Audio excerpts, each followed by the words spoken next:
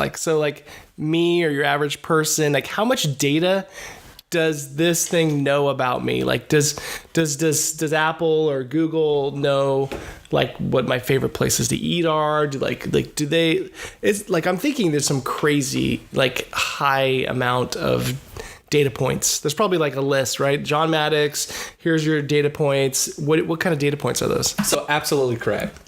So in a scary way? It could be utilized in a scary way, but there's so much data that... Like it knows my habits. It knows how many times I probably eat a day. It knows how many times I check my Instagram. It knows... Like, tell us a little bit about it. So your devices know all your habits. They know your behavior. They understand your schedule down to the T. And the reason why this is important to understand is because I wasn't necessarily going to follow marketing as like a marketing director. I was going for like marketing data analytics.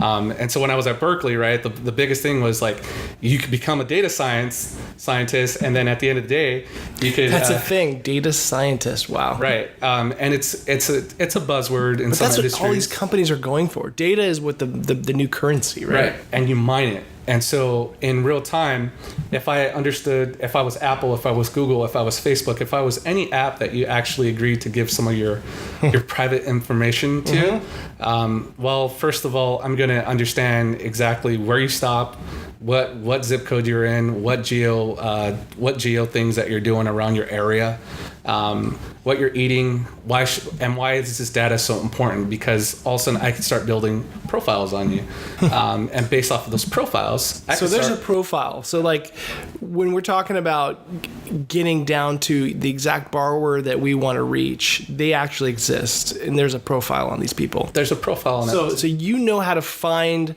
these people, whether they're, firemen that love, football and this particular team, and that they're this, or, this is you're laughing. Yeah, I'm laughing because we just got in 2 AEs, and I don't know if you could see him on camera, but John over here, we were doing a persona-based exercise, and one of our AEs fits one of our personas down to a T, which is like he was out of the industry, decided to come back in, and he was killing it. He realized that like all of a sudden I need to get back in because there's still money to be made, and long story short, like we have the AE that's now that fits that total profile. So I could laugh about this because we build this out daily, right? This is an exercise that I'm known to do, and there's no coincidence that you get a smart ad on your Instagram or on your phone or an email that says exactly what you've been looking for. It's almost scary.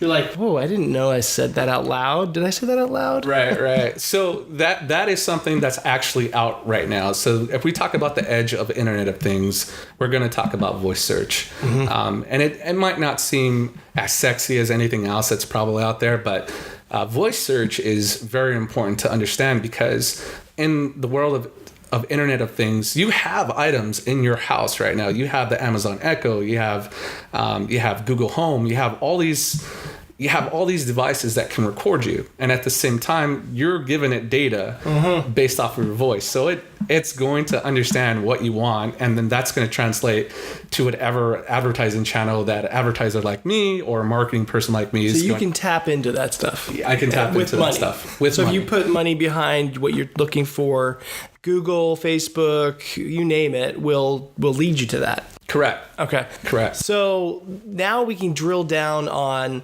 how you take that and you match it with mortgage.